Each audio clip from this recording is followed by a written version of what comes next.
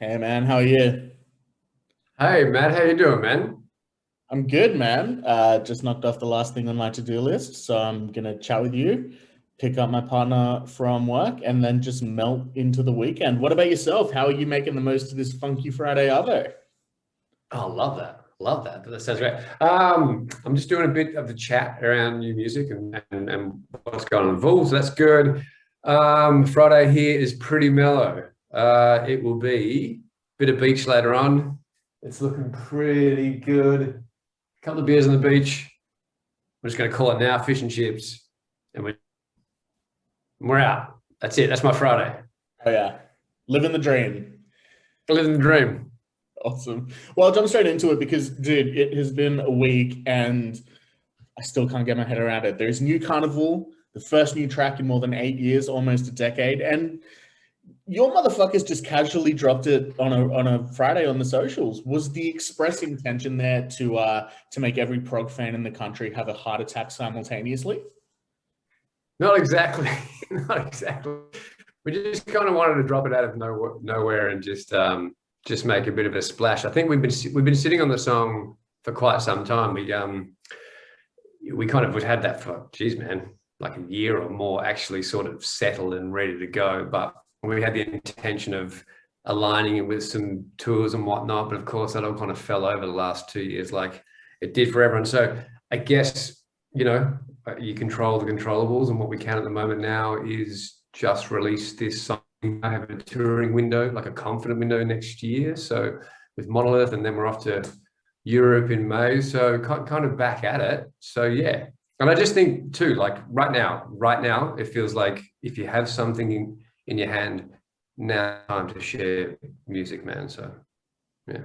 Oh yeah.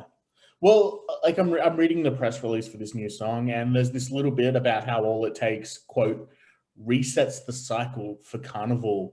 How does this track sort of kickstart the next chapter of the Karnivool cinematic universe?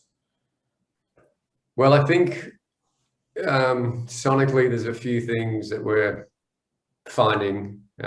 Some of that has started with all it takes. Also, I think too, lyrics, the actual intention of the piece of music there, it's very much about just being self-aware that our processes and who we are, and trying to get to the center of this creative thing that we all share and love. It's a difficult process, and when we're still learning from it. So and what we have learned, even though it takes a shit amount of time, is to just do what you can to get through it. So it's basically do all it takes to get through to the other side, man, because it's always worth it at the end. Like the other side, the value in it for us as just creative guys and guys who love to create this type of music.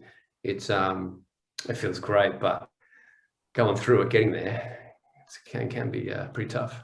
I think it's a timely song as well in that message of overcoming hardship and following through to the other side. It's relevant.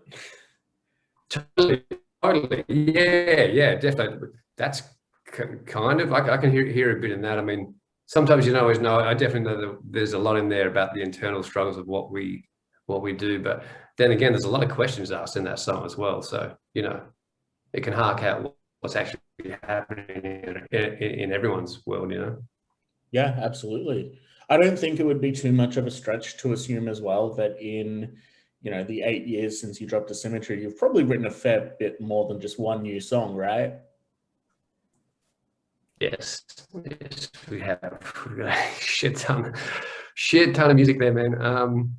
The bigger question is just getting it through the band, getting it to where it needs to be in its final stages, and have it there so the band knows how to put it out and whatnot. So, but that's a kind of different conversation. So I don't know. I think everyone's kind of expecting, like, is this the beginning of a rollout of new music? Is this a record? I don't know.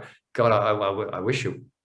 I hope it is, but we don't know. Like I said, at the moment, we'll just control what we can, and as these songs come up, we'll put them out and keep trucking. So long story short, new single Monday, album on Wednesday. Got it.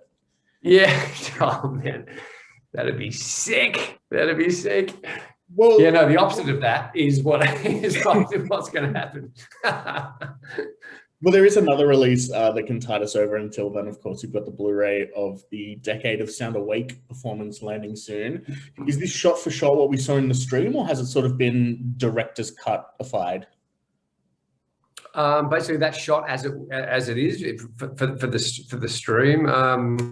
Yeah, we only had a couple of goes at it. Really, we sort of chewed up most of the time we had at the Heath Ledger Theatre, actually rehearsing and trying to relearn like the whole playing of that record. It's a pretty demanding record to go right through from start to finish.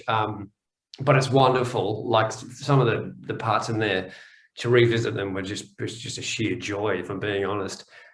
But yeah, so yeah, we kind of chewed up most of that time. I just had a text coming through from my manager. I don't think, he just told me the Blu-ray just went #1 on the I'll have to read it, the ARIA music DVD charts or something. So that's huge. I didn't even know there was a chart for that, but of course there was. Like, who puts out Blu-rays these days? What's going on? That's wild. Congratulations. It's crazy. That's awesome. That's awesome. I've always wanted like standard concert film, but with an audio commentary. Like, would you do one for the Sound Awake film? Good question. I don't know. Like, if you ask me, yes, I would say yes, but only if I can take the piss out of everyone there. I'd make a mockery of it if you let me at it. So I'm probably not the right guy to ask. So, I want that I want that perspective of like, this is the moment where I looked out in the crowd and there was some dude in the pit that just slipped and ate shit. Yeah.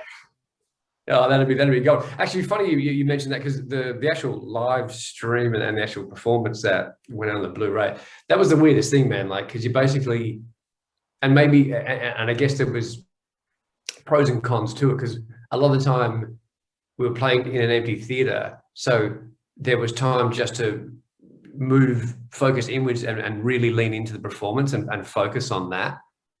But also too, there's times where you're singing and playing and you open your eyes for the minute and you're just playing to an empty room. There's all these empty seats in front of you. Every now and then there's these flashes like, fuck, that's right, we're in this theater alone here, rocking out. And but that was weird. That was a weird headspace. Did that affect your performance in any way, do you reckon? I don't think it did. We had enough time in the theater to sink into the space and the performance, and we got our heads around it. I think it actually probably went the other way. Like I was just saying, it kind of allowed us to focus in on the performance and the playing and do our best to nail the parts, Sure. Yeah. I want to know what's going through your head in general when you're up there on stage. Like, are you just totally locked into the song all the time? Or, is there stuff that you're always observing and thinking about? Oh, it's a mess. My head's a fucking mess. It's a mess up there. No, I think the thing to do is not try to think too much. Don't try and overthink or try and predict or what it may be. Just let those performances happen. Of course, you try and focus in on your place and your part in things, but the magic happens. Those real moments of performance and expression happen when you let go and you lose yourself in things. I know that sounds cliche as fuck, but it is. That's when things go quiet and you sort of close your eyes and you really get lost. That there's moments there where when you open them up again and you're doing your thing and you connect with someone, you realize that they are in on it too. They're like, fuck, this is whatever this is. Yeah. Yes. They're the spaces I think you search for. Well, we will hopefully get to see some of those spaces next year. It was announced recently, as you mentioned, that Karnivool is headlining the Monolith Festival in March and April. Yeah, tell us what can we expect? What are you excited about? What's the vibe? The vibe's super high. We're playing. Oh man, the lineup's killer. Like we're playing with Cog, who are like our soul brothers. They're like, we have nothing but love for them as music fans of this genre do. So super psyched for that. Plenty is just, that band's on another level. They break my brain every time I get to see them play. So they're super intimidating, actually. They're fucking awesome. Sleep Make Waves, always good vibes. One of the best instrumental bands in the country, and always just coming up with something fucking cool. So looking forward to those guys. Ocean Grove too. Like I really like that band. They keep shifting around a bit on this sound. I just think they're so adventurous in what they're doing. And their actual sound, like their stuff on record is fucking killer, man. So and they hold it up live, like they're balls out. So yeah, they're so good. So it's just feeling. I'm just looking forward to the moments in that tour. It's pretty powerful stuff. Like just getting all that thing into one place. It's gonna be cool. Oh yeah. So we know for sure that there's new music in the pipeline. What are the odds we might get a little sneaky taste test at these Monolith shows? There's a plan for that. There's another 2 things we're working on. We will see if we can get past our own guardedness of the nature of what we've become. Let's hope we can. Yeah. Sure. Well, I think 2022 is in a lot of ways, it's got to be a huge year for Karnivool. I mean, in general, it'll be 25 years of the band next year. Are there any plans to celebrate that milestone as well? Shit, I did not know that. Right. No, but now there is. I didn't know that.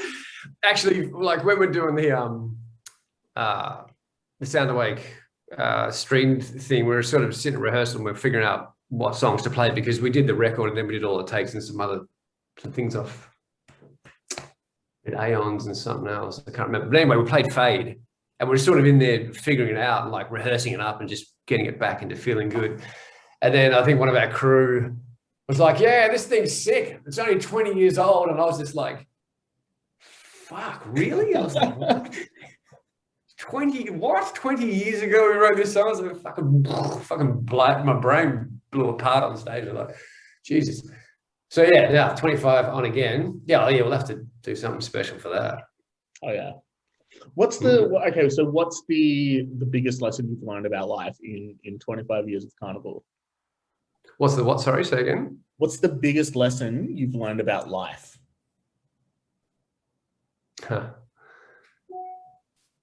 I think personal. No, yes, a really good question. I think personal expectations are something we should learn to manage. I think there's a lot of pressure we can put on ourselves to hit a certain mark, and sometimes when you're trying to really squeeze that in and force it into something, it just doesn't want to be right now, or it's not meant to be. You got to learn when to read that and manage expectations and shit like that. Sure. In a nutshell, it's a very short answer. Like I could get into that on a deeper level, but I won't. But yeah, it's a good question. Good question. Sure. When you look back on what is such a storied and prolific timeline, is there anything that you look at and think, maybe should have reconsidered that one? Musically? In general. In general. I've stumped you two questions in a row. I feel kind of impressed with myself here. Yeah, you're doing a good job. I don't think so. No, I feel like no, I don't think so. I think the way things have been are the way they are. I don't really have any true hang-ups that hang in my heart or hang in my gut or anything like that. So no. I like that. You're always propelling into the future, right? You never dwell on the past. Try not to, yeah, try not to. There's just, there's you. I think you live it. I think you learn from it. Yeah. If there's something to share it. If there's something to carry, question why you would, and if not, let it go. Yeah. We'll do whatever's on the cards. I am fucking keen as a lean, mean, green bean eating machine to see what it is. we'll wrap it up here. But Ian, mate, thank you so much for taking time to have a chat with the faction. It's been rad. Matt, back at you, my man. Thank you. Appreciate it. Have a great weekend, man. Take care. See you, bros. See ya. Peace.